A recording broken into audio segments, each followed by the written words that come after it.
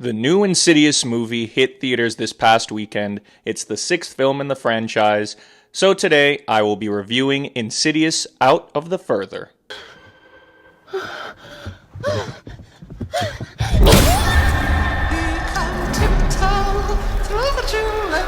Spoiler alert for the rest of the video, so if you haven't seen the movie yet, definitely go give it a watch and then come back to this video once you've seen it.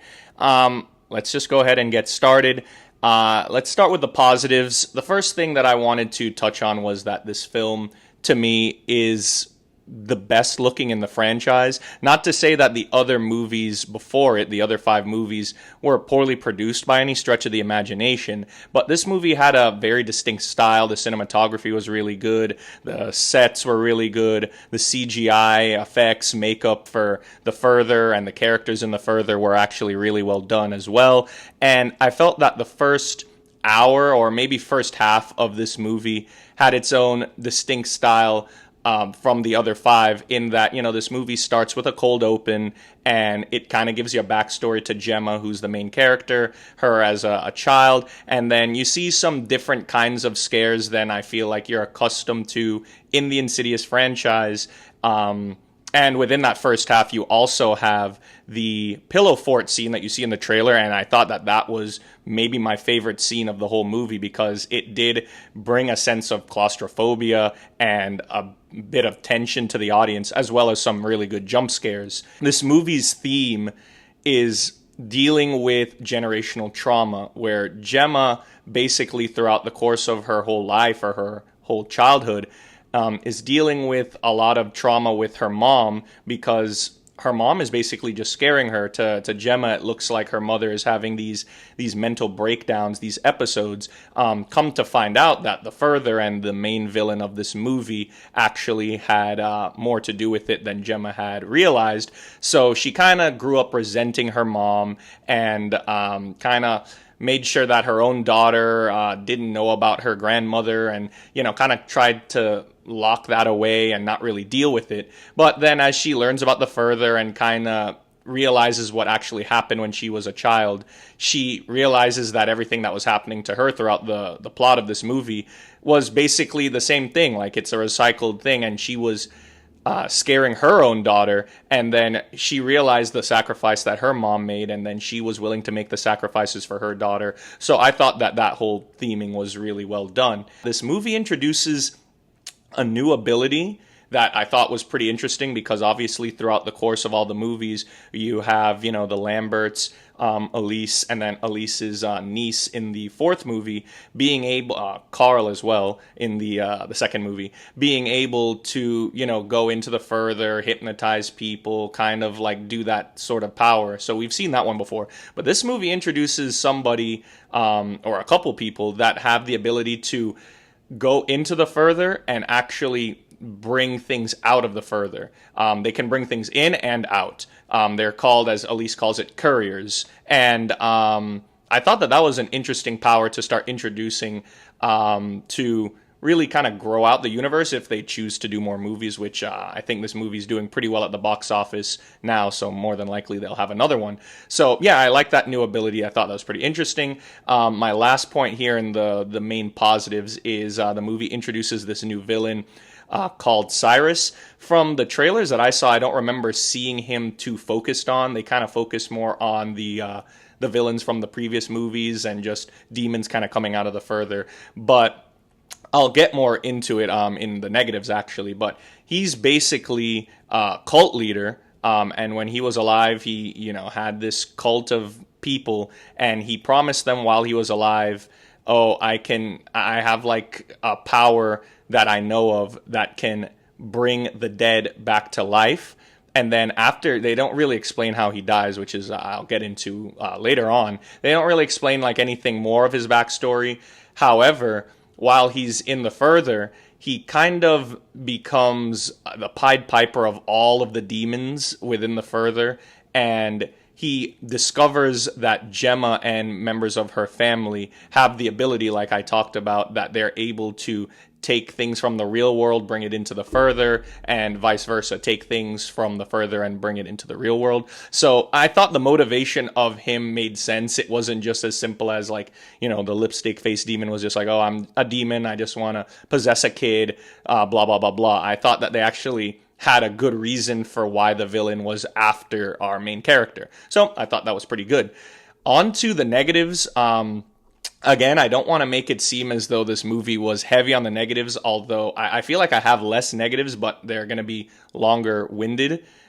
So the first one I have is Elise and the inconsistency of her character, just because when this franchise starts, obviously, I mean, I already gave spoiler alert for this movie and spoiler alert for the whole franchise. Elise dies in the first movie, and I think James Wan and Lee Whannell, when like all of this was said and done within those first two movies, kind of had their own idea of what's going on. And I think after they saw how popular it was, I think that Blumhouse and they just kind of kept everything going, but I don't think it was originally the plan. So Elise in that first movie passes away, or is killed rather, murdered.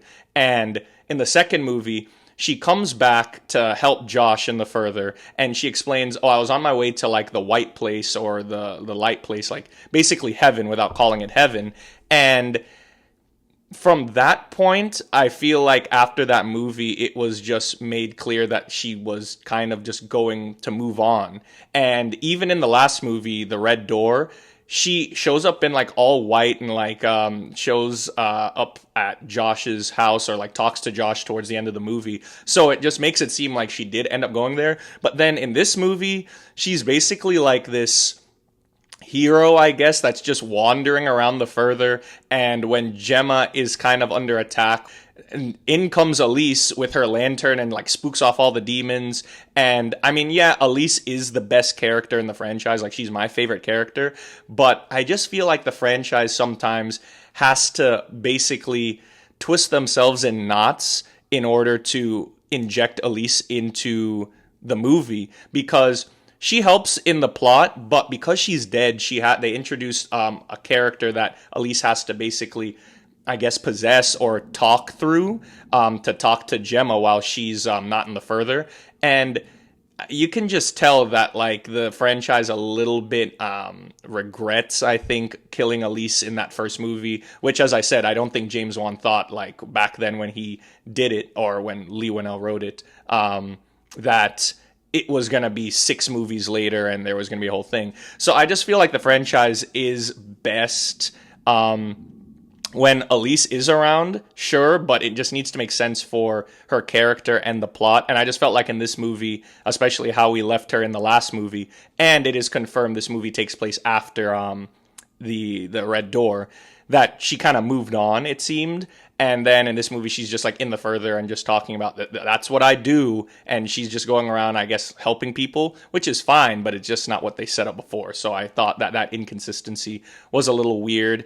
I do feel like the prequels, 3 and 4, it just is the best of seeing Elise while she is alive and dealing with these demons and helping people. I would much prefer to kind of see that and have a well-written movie about those things rather than a movie where Elise is kind of staggered in the background. So the next thing I have is just the inconsistency with the further as a whole. So like I said, this movie introduces a pretty interesting new power for the characters to have. In this movie, it's explained that in the Red Door, the Lamberts finally were able to like close that door on the lipstick face demon. Which seems like, I guess now that means that the family has just washed their hands with the further and they're just done with it now. Personally, I think that was already done in the second movie. I don't know why they needed to have another one, but, I digress. So, coming into this movie, Elise explains that because that door closed, or she puts it, when one door closes in the further, another one opens, and then that door opened to Cyrus, who is the main villain of this movie, and it seemed like Within the franchise, we know that these red doors are kind of like each of these demons, kind of like their backstory. Because, in the second movie, they had to go through that door to see Parker Crane's whole thing with his mom and how she was upset about him being a boy and whatnot. So it seems like it's more of like a memory based thing. And in the first one, when they go through the door, they see like the lipstick face demon have all these puppets and it's like their own little world. But then this movie kind of makes it seem like those red doors are a bit of like a jail for them. Like somehow a family, like say the Lamberts, can kind of just close that door and then another one will open. But that's so an arbitrary rule that it just didn't make any sense to me. But anyway, even if that is a new rule that they're gonna start having, by that logic, the lipstick face demon should be kind of locked up in that red door that the Lamberts just closed in the last movie. And he's in this movie. In fact, every single villain that was defeated in the previous movies is just prancing around the further. And in fact, ends up actually coming back into the real world by the third act. So it just didn't really make any sense to me about the whole red door, like when it's open, when it's closed, like does it all really matter? Because it just kind of seems to me that like anytime these people defeat a demon, the demon can kind of just go back after them. Like it's just for the narrative purpose of the movie that they're like, oh nope, sorry, Quinn's whole deal in that third one, she kind of defeated the man who can't breathe, and that's it, for like he's done trying with her. So I would have actually preferred if they made it a thing where every time a villain is defeated that they're kind of just locked away, and then that way it's kind of like, unless, say Keyface or somebody unlocks the door, they're kind of stuck in there in like their own personal jail, which is kind of what The Last Key was about. Keyface wanted Elise's help to unlock all the doors, making it seem like, they're all locked and they're all kind of in jail, but then, as I said, at the same time, each one of these demons gets defeated and they're able to just roam the further completely fine outside of these doors. So it's just all very confusing, and I felt like what they introduced within this movie made it even more confusing. So, yeah, that was a little inconsistent within the lore, and I thought that could have been cleaned up a little bit. Next thing I have is that the old villains, like I just said, so the previous four old villains in the franchise, Lipstick Face Demon, Parker Crane, the Man Who Can't Breathe, and Keyface, they show up in this movie because, as I said, Cyrus is promising all these demons that I can bring you back to the real world. And they show up, but they aren't, doing much. I thought that because of the nature of them being these dangerous villains in the other movies, that they would kind of have more to do or kind of have their own little plot going on. Because obviously all of the demons in the further want to, get back to the real world and they want life. But the four main villains are kind of just relegated to being random other characters in the further like all the rest. And I was kind of disappointed with that. My last point I have is the final act kind of went off the rails. As I said, this movie, the first half of it, I really enjoyed the way it's slower pace, its way of building up the tension.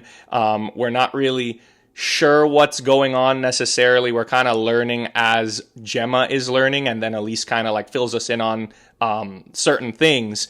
But then the second half of the movie, I feel like, Gemma has this boyfriend who's like a cop, and he ends up, long story short, I don't want to explain the whole plot now, but long story short, he ends up having to basically go to a house of three people that are still alive, that were a part of the cult that Cyrus had when he was alive, and they basically killed Gemma's like next door, or not next door neighbors, but like across the street neighbors.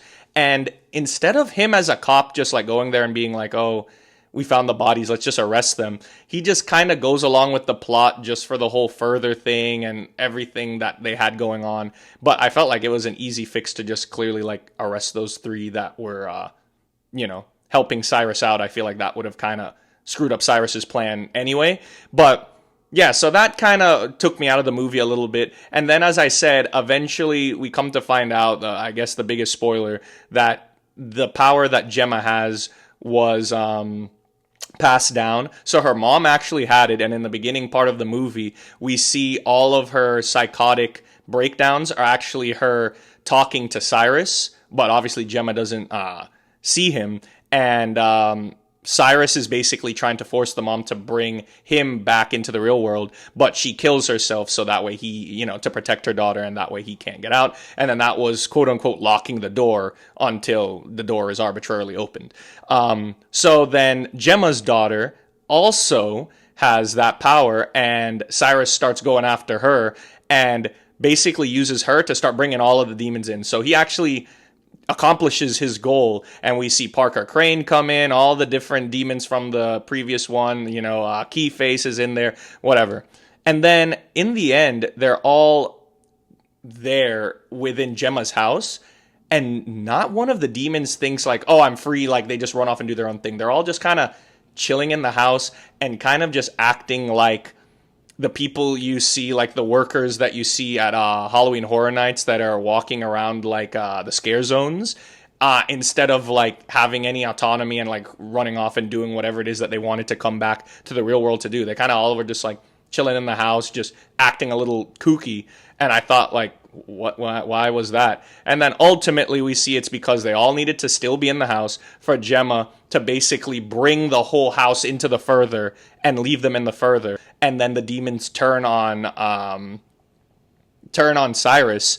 But again, it doesn't really make any sense, because just because that didn't work that time, what is stopping any of the demons from coming after Gemma again?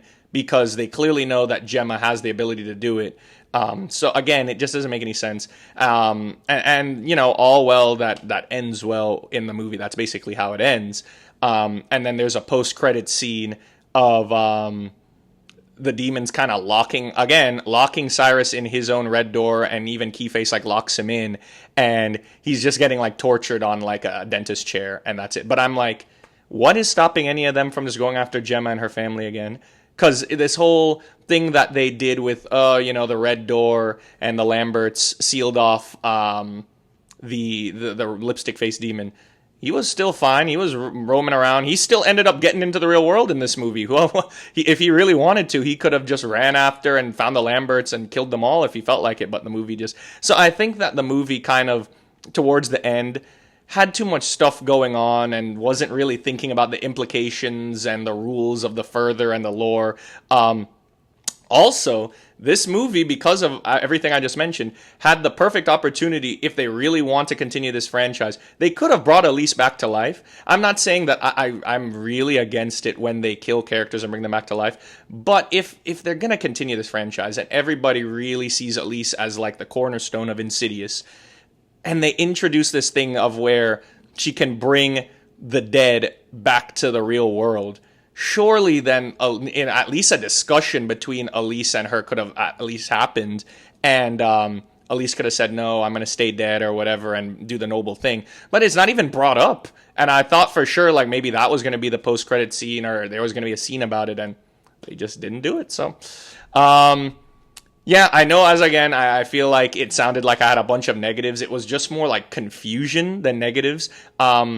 I thought the movie was all right. I was really looking forward to it, as I really do love this franchise, even though some of the movies are not really highly regarded or highly rated. But I enjoy the franchise. I love Elise. I like the concept of the further. And if they do continue the franchise, which I think they will because the movie is making money, hopefully they keep up with the same type of filmmaking, because the movie, as I said, looked good and was well done. I just felt like the script was not executed in a way that really stayed consistent with other characters and plot beats that were set up in the previous movies. So I don't know. They got to figure that out if they're going to continue going on, and they got to figure out a better way to kind of incorporate Elise into these movies. However, again, it was entertaining enough, a fun time at the movies, and if you are a fan of this franchise, I would recommend going to see it. If you don't like any of the movies so far within this franchise, this movie is not really anything different. It doesn't really reinvent the wheel of horror or reinvent the wheel of the Insidious franchise. So it's entertaining enough, but if this franchise is not for you, then this movie will not be for you. Overall, again, I had a fun time watching it. I would give it 3 out of 5 stars. I would recommend watching it in theaters because my theater had a bunch of reactions that kind of ended up scaring me even more. And I feel like horror movies are better enjoyed with more people anyway. So even if you don't watch it in the theater, definitely when it comes on streaming, invite over a couple friends, invite over family, and watch it then. But it's worth the watch. I think it's still fun, even if you're not the biggest fan of the franchise. But enough rambling. That is my review of Insidious 6 Out of the Further. Those are all my thoughts on the movie, the franchise. I might end up doing a video later on of me just ranking all 6 of the movies. It'll be relatively quick. But until then, I will catch you all in the next one. Take care.